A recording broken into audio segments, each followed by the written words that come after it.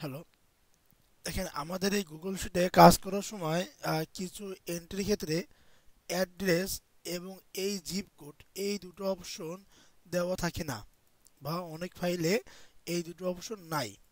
সেই ক্ষেত্রে আমরা দেখেন আমি এই ক্ষেত্রে কি করছি, এই অ্যাড্রেস মানে পাঁচটা ক্যাটাগরি বসিয়ে রাখছি, এই পর্যন্ত বসিয়ে রাখছি।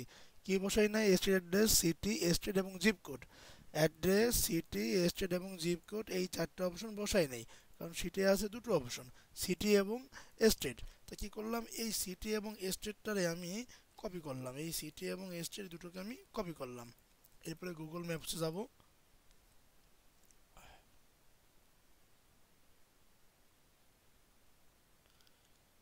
দেখুন গুগল ম্যাপসে এই দুটো অপশন আমি সার্চ দিলাম।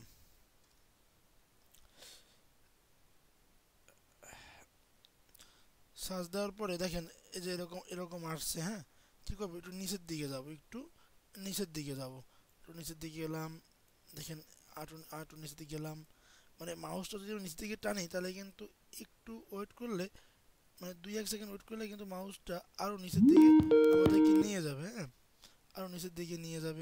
সেক্ষেত্রে এই দেখেন আমি আরেকটু যদি নিচের দিকে যাই, দেন আরেকটু নিচের দিকে যদি যাই, হ্যাঁ এরকম যদি মাউসটাকে আমরা, দেখুন মাউসটা কিন্তু টেনলে আরও নিচের দিকে নিয়ে যাবে। হ্যাঁ, এরপর ধরেন নিচের দিকে যাওয়ার পরে আমরা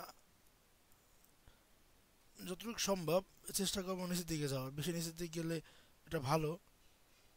আমরা ধরেন এই যে এটাতে ক্লিক করলাম।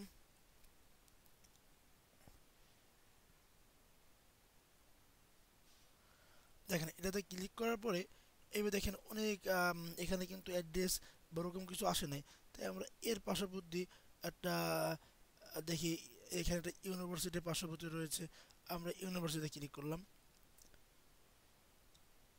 এবার দেখেন একটা অ্যাড্রেস আসছে, এই অ্যাড্রেসটা আমরা কপি করি। অ্যাড্রেসটা কপি করলাম, এখানে বসালাম, আমরা এর সিটি বসালাম।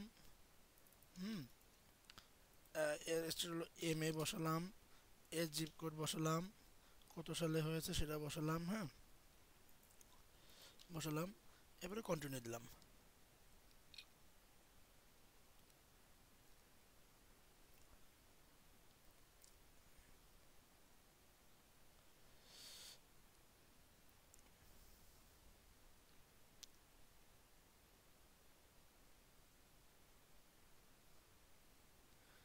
যেগুলোর যেগুলোর যে এন্ট্রিগুলোতে এরকম আপনাদের অ্যাড্রেস এবং জিপ কোড নাই, অ্যাড্রেস এবং জিপ কোড নাই, সেগুলো এইভাবে আপনারা কাজ করবেন। এইভাবে প্রথমে গুগলে সার্চ দেবেন, তারপরে একটু নিচের দিকে যাবেন, যাওয়ার পরে ওখানে পার্শ্ববর্তী কোনো একটা নামে ক্লিক করবেন।